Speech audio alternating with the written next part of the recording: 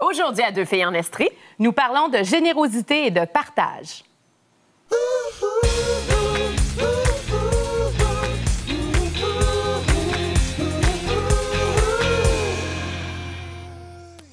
Bonjour et bienvenue à cette édition spéciale de Deux filles en Estrie. Aujourd'hui, nous allons parler de 4 situations et de 4 organismes de chez vous touchant la pauvreté. Et on a décidé que c'était important d'en parler parce que 20 des familles estriennes vivent pauvrement. Et pour en parler, on a 4 reporters spéciaux qui sont avec nous ici aujourd'hui. Nadja, tu es allée visiter quel organisme? Moi, je suis allée voir SOS Dépannage Granby, Moisson.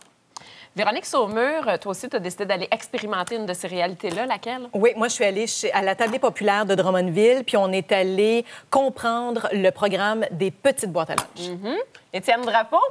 Bonjour, bien moi je suis allé visiter les installations et la merveilleuse fondation Roque-Guertin, puis j'ai rencontré des gens extraordinaires, des bénévoles là-bas. Ça a été une journée magnifique. Et Mélanie Grégoire, toi, on va voir tout de suite ton reportage. Où est-ce que tu es allée? Chez Moisson Estrie, qui est un organisme vraiment à 2 volets, qui va redonner aux autres organismes, mais également faire de l'aide directe. Et j'ai d'ailleurs eu la chance de rencontrer une jeune femme qui bénéficie finalement de dépannage alimentaire. OK. Alors, vous allez tous revenir avec nous plus tard pour nous présenter chacun de vos reportages. Et là, Mélanie, pour l'instant, on va regarder le tien.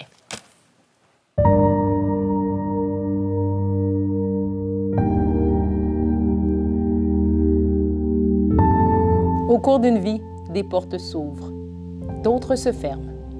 Quand la pauvreté se faufile, on a l'impression que tout se referme. Mais c'est à nous de s'ouvrir et d'envisager d'autres solutions. Et c'est à ce moment qu'il faut prendre son courage à 2 mains et aller frapper à la dernière porte, celle de Moisson Estrie. La mission de l'organisme de Moisson Estrie, premièrement, c'était d'aider des organismes à faire des dépannages, à aider à subvenir aux besoins. Puis, par la suite, par la force des choses, Moisson Estrie s'est donné pour mission d'aider directement les gens dans le besoin. Donc, une aide directe est accordée à chacune des personnes qui font une demande. Un gros par famille. Jennifer, c'est ta 2e visite ici chez Moisson Estrie. Alors, tu sais un peu comment ça marche? On fait notre épicerie. Oui. Tu as droit au maximum? Oui. On prend quoi? C'est selon le nombre d'items sur... Alors, c'est 1 par rangée. Oui, oui. Et là, ça te permet de choisir. Alors ça, c'est vraiment tes choix. Tu me disais, on choisit les tomates parce qu'on mange pas de betterave. Non. Et là, on est rendu au canage. Oui. Je te laisse choisir. Tu cuisines beaucoup pour Oui. la famille? Oui. Fait que ça t'aide à faire des choix que les enfants vont aimer.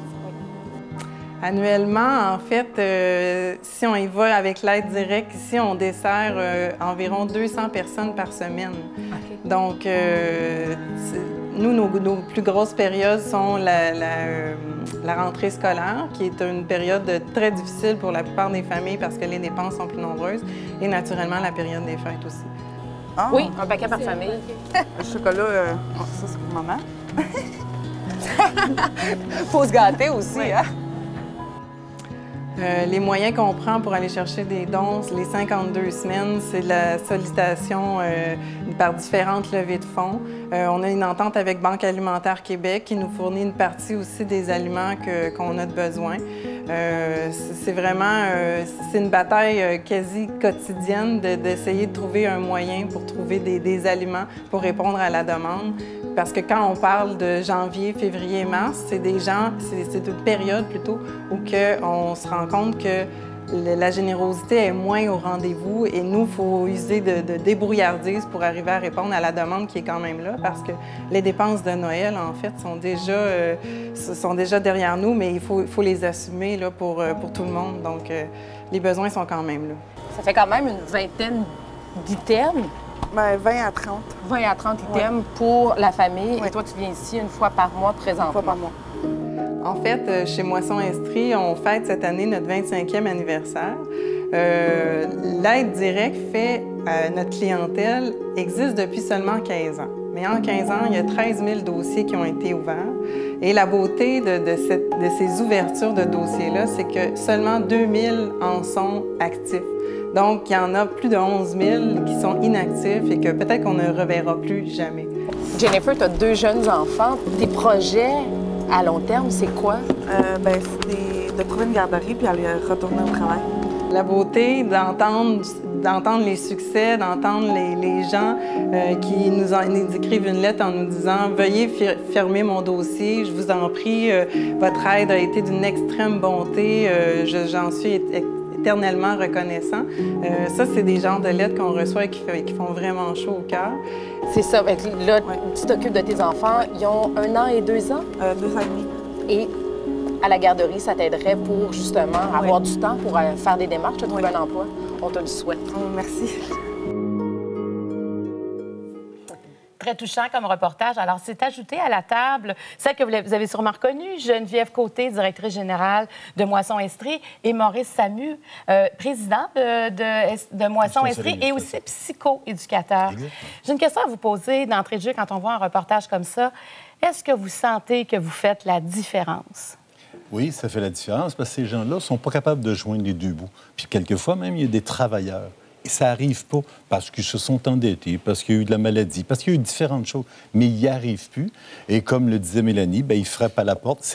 Puis avant de frapper à la porte, ils ont attendu. Ils ont attendu longtemps parce que c'est un signe d'échec dans la société de dire, bien là, ça ne marche plus, là. Faut que j'aille chez Moisson Estrie. Faut qu'ils pilent sur leur orgueil. Ça prend de l'humilité pour arriver chez vous? Oui, puis c'est pas fini, là, parce que quand ils rentrent, on leur dit pas, tiens, là, ton sac, va-t'en. Non, non. Quand ils rentrent, on leur pose des questions. C'est quoi tes revenus? C'est quoi tes dépenses? Puis il y a des dépenses qu'on accepte, d'autres types de dépenses qu'on n'accepte pas. Puis là, on dit, bon, on va te donner un dépannage. Mais en attendant qu'on se revoie, il y a des choses qu'il va falloir que tu fasses, là. Des choses qu'il va falloir que tu regardes pour les enfants, pour tes dépenses, ton endettement. C'est quoi? Bon, tu vas aller à tel organisme, ils vont t'aider pour ça. Tu vas pouvoir aussi aller manger à tel organisme, on va te donner des coupons. Donc, on va faire un plan de match avec la personne, mais surtout, au point de départ, pour combien de temps tu viens nous voir? Bien là, les gens disent, ben, je ne sais pas, là, peut-être 2 mois, 6 mois.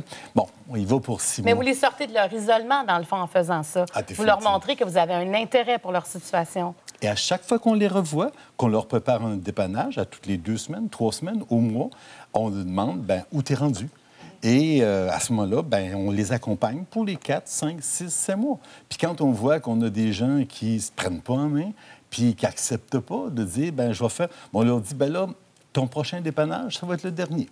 Va tenter d'autres choses parce que nous autres, on ne veut pas prendre un abonnement avec toi pour s'en aller. Non, parce que c'est pas aider les gens. Les gens, ils ont des capacités, ils ont des compétences, ils font pas pitié. Oui, je pense que quand les gens vont cogner chez Moisson Estrie, ça prend beaucoup de courage parce que tu fais le premier pas vers de l'aide. Et les gens que j'ai rencontrés, moi, là-bas, c'est des gens qui veulent s'en sortir, qui cherchent des gens pour les supporter, pour les appuyer, pour les encourager. Et ce qu'ils vont trouver chez Moisson Estrie, c'est beaucoup plus que de la nourriture. Et ça, cette valorisation-là, ça fait du bien et ça commence. C'est vraiment le premier La jeune fille que tu accompagnais, c'était très touchant, là. Ah oui, je l'ai adorée. Jennifer, elle doit écouter. On la salue, d'ailleurs. On la salue. On salue ses enfants qui sont tout petits, en tout cas. Mais c'était touchant. Est-ce que c'est aussi valorisant? Tu sais, vous dites dans le reportage, on avait 13 000 dossiers. Il y en a 11 000 de fermés. Ça veut dire qu'il vous en reste 2 000 à gérer, des dossiers à Moisson Estrie? Oui. Et ça, c'est grâce à votre suivi, à la façon dont M. Samu vient d'exprimer. C'est pour ça que ça marche? Oui, puis il y en a, en fait, que c'est des situations très temporaires, pourquoi qu'ils peuvent avoir de besoin. Une personne qui est en attente d'un règlement de dossier avec la CSST, une demande d'aide sociale ou des choses comme ça, c'est des gens qu'on va aider à ce moment-là, à tous les semaines, en attendant d'avoir un revenu, mais qui, par la suite, vont arriver à se débrouiller par eux-mêmes. C'est qu'on n'a pas besoin d'attendre d'être complètement dans la rue. On peut y aller de façon... Dès que ça va mal, on peut déjà cogner à votre porte. Moi, j'aimerais savoir, si on vous donne des dons, qu'est-ce que vous faites avec ces sous-là? Parce que c'est toujours la question qu'on se pose. Quand on fait un chèque, quand on donne de l'argent, on veut savoir qu'est-ce qui se passe. Oui.